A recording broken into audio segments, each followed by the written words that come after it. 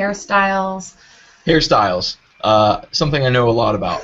Hi everybody, this is Ian O'Byrne. I'm the current department editor for Multiliteracies for the Journal of Adolescent and Adult Literacy. Basically this interview is a way for us to take a look at the column. In this latest column we talk about open and open learning and open ed resources. We want to talk a little bit about the column and provide some context to what we discuss in the column. So to get us started, one of the co-authors on the piece, a good friend of mine, Verena, is our next interview. Verena, you want to introduce yourself?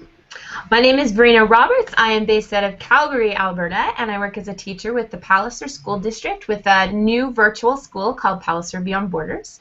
I also am the Chief Innovation Officer with CanElearn, which is the Canadian Association of the Online and Blended Learning for K-12. I also do some consulting work with First Nations and Indigenous people. And last year I won the Innovative Practice Award for iNACL for my work with Alberta Distance Learning Centre, where I created the Open Classroom. And that's basically a quick Verena summary. There you go, Ian. Thank you. So basically with these interviews we agree on 4 questions to ask you, and one of the first questions I wanted to start off with is have you talk about what is open learning, and what happens to, how does it affect teaching and learning? Well, to me, open learning is all about access to learning, and specifically for me, that means open educational resources, open leadership, and open policy. And what I mean by that is access to open educational resources. So that would mean things like having the ability to actually get the open educational resource, and you might need either the technology, the Wi-Fi, the opportunity, the location, and also hopefully the teacher knowledge. In my case, I'm speaking from a teacher's point of view, so they know what open educational resources are. So you have choice, and you're not just looking at publishers, for example. You're looking at a wide range of different educational resources. Open leadership to me means having the opportunity to speak my mind as an educator, and that would mean through blogging or social media, and knowing that I have a voice within education, and hopefully that voice is heard. And open policy, I feel that it's access to have some opportunity to change policy. So when we think of, well, in Canada in particular, we have instead of having a set policy within our province, we have a policy framework for technology, and I'm able to apply that in different ways, and there's no set guidelines. It's open enough and flexible enough that it can meet my needs as a teacher, and it can meet the needs of my students, and it's still safe. And data is still safe, and students are still safe. That's what I mean by safe. So it's having the opportunity to have a voice within that policy and not being told what you have to do, which is often the case in some, I guess, states or provinces. Anyway, that's a summary of what I believe open learning is. So you talked about voice, and we talked about voice as it relates to, open. And one of the challenges that I've seen is the reason why I share is because I think in order to have or require that my students are open learners, I have to be an open learner. We know that modeling is so important in a classroom context. So how did being an open learner help you understand what's happening and help you inform instruction for your students? Well, actually, I was at a conference last week, and this came up because we were talking about inquiry, and inquiry in education as a pedagogical, I guess, belief or a theory. And I asked the teachers, who's ever learned from an inquiry point of view? Who's done an inquiry project themselves? Like, who has actually taken those steps? And very few teachers have, because we didn't learn that way. The same has to be said for open learning, in that I had to go and create what's called MOOCs, and I don't know if you've talked about them a lot, but MOOCs are massive open online courses, but I always saw them as an open community or an open place to learn because they're an open project. There's something that happens, and often they don't get repeated. And in these communities, I not only participated in them, and then I facilitated MOOCs, and then I worked with others to create MOOCs, and that gave me the opportunity to learn what it's like to be an open learner, what it's like to lead open learners, all the different perspectives in open learning. And I was able to take that knowledge and apply it into my own classroom. But the key difference is between an inquiry project and inquiry projects done in the classroom, for example, and the walls are still around it, whereas when we think about open learning, you are literally learning with everybody watching you and in the public. And so the confidence and the risk-taking needed and that idea of being a serendipitous learner or learning in the moment is much more difficult, in my opinion, for open learning than it is for inquiry. So I don't want to totally use them as a total parallel comparison here. Well, I mean, that's one of the challenges with open learning, and I think that's one of the fears that educators have, is that, you know, within there's a lot of power in education, a lot of power in teaching and learning. And if you have a closed classroom and those walls are up, and you are teaching in the confines of your classroom, you know, there's a lot that you can hide and cover up with what the teacher knows or does not know. There is a lot of learning is messy, and sometimes in learning, you know, there's the F word that we don't like to use, which is fail. You know, our students fail or we fail sometimes, and then hopefully we learn from that. But with open learning and open, you do all this in the public, and that can be scary, it can be terrifying. So, I mean, what are some of the challenges that are out there? What are some of the ways that you address those challenges? What are the challenges in open learning? Well, it's funny, when you said the F word, I wasn't expecting fail, I was expecting fun, because often people don't want, and people, I'm making general stereotype, I don't even know who I mean by people, but it's when you're having fun when you're learning, you can't be learning as well. So it's the failure piece is, I think, more based on how we learned, and it's more of a behavior thing, I think, and I hope to research that more in the future. But for me, open learning is how do we get to the fun piece. Yeah. So, and as an example, last week, for example, I teach a forensic science course, and because I was away at a conference, I usually meet with them once a week in Blackboard Collaborate, which is a video conferencing tool, but I wasn't going to be there, and I couldn't ask my sub to just step in because of the technology required, but also the content, and it was just a bit too complicated.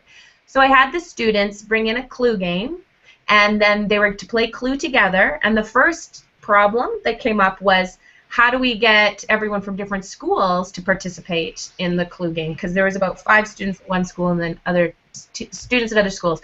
Now, this is a problem that I deal with daily, connecting with other people around the world, and how do I bring them in and talk to them? So I know as a teacher, this is a skill, without a doubt, that all my students will need in the future. They will need to know how to connect and choose a video conferencing tool, whether that be Skype or Google Hangouts or whatever.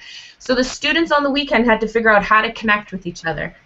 And they had to learn how to use Google Hangouts, because Blackboard Collaborate, you have a little tiny weeny face, but they needed a big face so that they could have that person, and they decided to go into partners so that they could play this Clue game together. Then they went and investigated game mechanics, and the goal was to summarize what game mechanics were. Oops, I have a little bit of feedback here. And then the next step was to create online games using different web tools, and the point was that they should choose them, choose the ones that they wanted to use, and based on the Clue game and game mechanics, they were to create a crime scene investigation game. They were blocked from the online tools to create the games. Now, at first I was really upset, because I thought, well, that's really not very fair that they can't do this, and I could have said to them, just go home and click on it, because it's the school server that's blocking you. But if you go home, you could do it. But then I learned, really, that Google GAFE, or Google Apps for Education, has an opportunity to vet or to filter third-party vendor options, which really are Web 2.0 tools.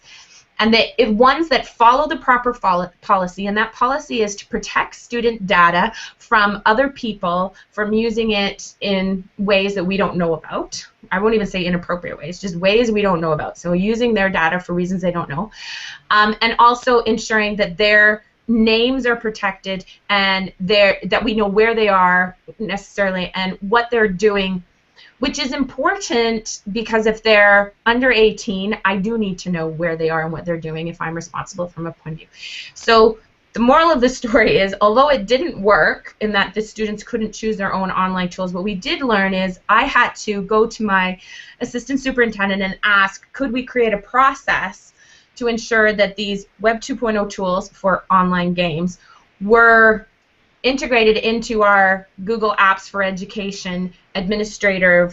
The administrator decides which ones we can have and which ones we can't have. And now he understands that a teacher is involved in the process, and it's not just that one person in IT who decides what tools we use and what tools we don't, with no decision, I guess, making skills. So now we are taking a team together, and we're going to vet future Web 2.0 tools so that even though the students were frustrated and couldn't do anything this week, they're actually making a difference in the long term because our whole district will now have a set of tools that are vetted and safe for all district students. Those are the daily issues that I encounter when I just try to do something what I feel is pretty instant, which is just, let's use a Web 2.0 tool. Let's use this in an inquiry project. Let's think outside the box. Let's use choices. As soon as I try to integrate choices, I seem to be influenced by the open data, as I say, the open data monster. And yeah. So I mean, the challenge here is, let's see if I can have a good prop. So I'm teaching class, and I find, like, all right, I'll pull out Jim G's book. So if I'm teaching class, I use a textbook. Okay, I have students use the textbook. It just works. There's no real challenges. No. You know, it happens. And I understand that part of the challenge with open, and the reason why open, especially in hybrid or blended formats, works better because you have more access to these resources. So, and like you said, it's one of those daily challenges. So why go through it all? Well, I know that you've talked to other people, and they talk about the benefits of open education, but I have to say it's very frustrating. It's very frustrating right now. It's not that you think that you know something that others don't, is that you literally keep hitting your head against walls and asking, how can I take the next step? What can I do to take the next step? So when they talk about bleeding edge, it's not a joke. As an open learner, you constantly feel like you're on the bleeding edge, and you are bleeding because you have to find those band-aids. But the alternative is the students last week, for example, where we were extremely frustrated because we couldn't do what we wanted to do, they actually turn up for my classes because I'm building the relationships. I was getting all the emails from them saying it wasn't working and what can we do differently. And as a high school teacher in this day and age, and realizing that I am online and not face-to-face, the fact that I'm integrating open learning into my into all my classes helps me develop those relationships. And I don't know who would debate with me, but relationships are the #1 thing for learning. I mean, other than food, you have to eat in the morning, as we well know, in order to learn.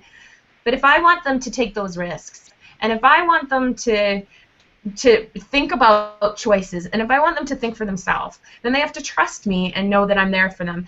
And while at first I thought it was digital literacy and developing their digital literacy and their knowing where their toolbox is, but taking those steps slowly and scaffolding their learning, that's one piece of it. But really, what I learned was when I said to them, oh, we're going to have to use Google Hangouts or something in order to connect on Monday, they didn't need me to tell them how to do it or to guide them in that facility. They just needed me to say, go ahead, do it. And that's what open learning is all about. So even though we didn't get to the end product, which was just creating a game online, the relationships that have developed, it's kind of like what they'll remember forever. I I remember experiences more than anything. I know Oprah says whenever she gave somebody something, a material thing, they forget it. So it's kind of like when you give your student a book, you don't necessarily remember what's in the content in the book, but if you give them an experience and help them learn from that, I believe that's going to be the change. It's interesting because this goes back to the earlier piece you said about inquiry. I think that there is a good intersection between inquiry and open, and parts in the 6-year program that you've taught in, part of it is letting the students know that it's okay to look outside the instructor and outside the classroom for your answers. And as the teacher, you not only use open resources, but you make it known for the students that it's okay and appropriate for them to search outside the classroom, outside the confines of the classroom, and come online and come back in the classroom and talk about it.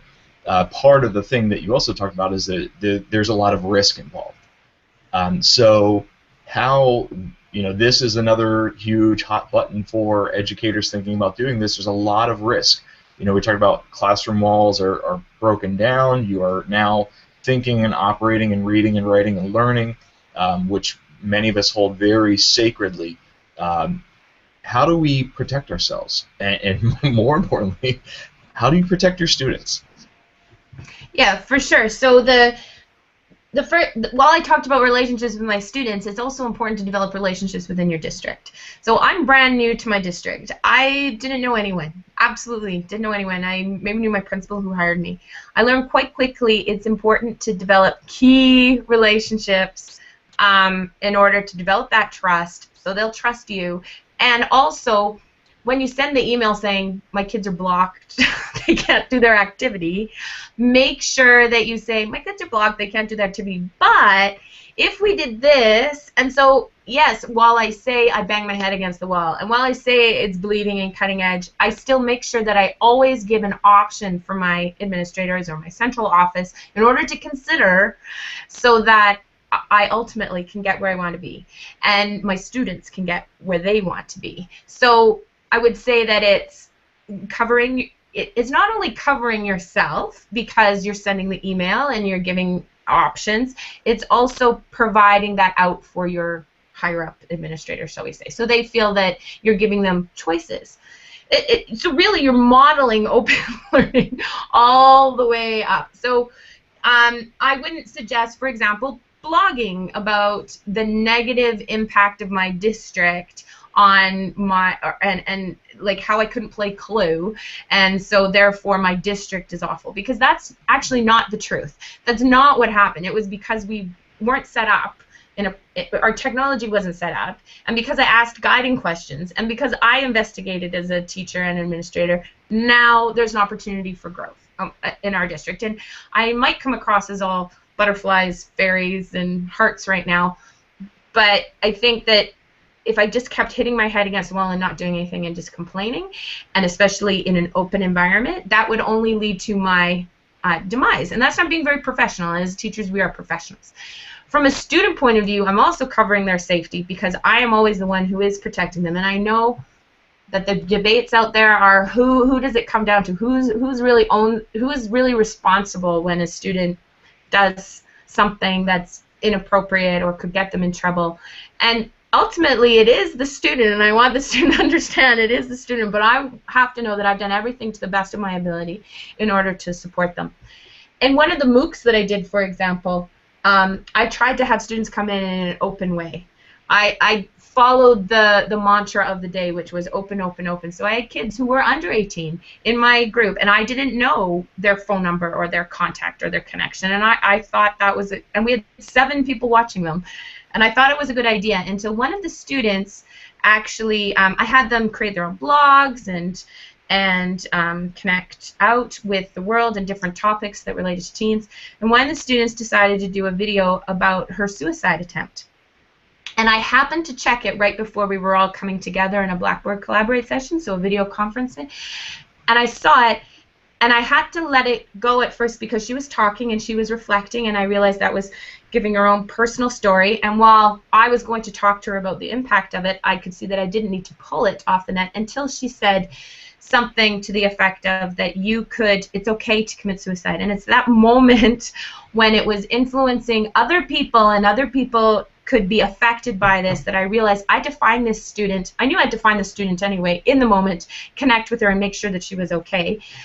And it was, so while we have a great fear of technology, I want everyone to know that I found that student within like 5 minutes. I found her mom. I talked to her mom within 5 minutes. I didn't need a district to find all that information. And in fact, many times in the district it's hard to find the information because we have these huge data sets and tools and I can't always find the information. So I found the student, I connected with her, and I talked to her, and that was probably the scariest situation in an open environment that had ever happened to me. But she was hurting, and her voice was heard, and even though I will never, ever, ever take that approach and being totally open again, and so that I don't have that information in the moment, she would have voiced that in YouTube or another area, and nobody would have seen. But because she had felt safe and developed those relationships, I was able to see it, and I was able to give her the support that she needed. And I also was able to give that support for anyone else who would have seen that video.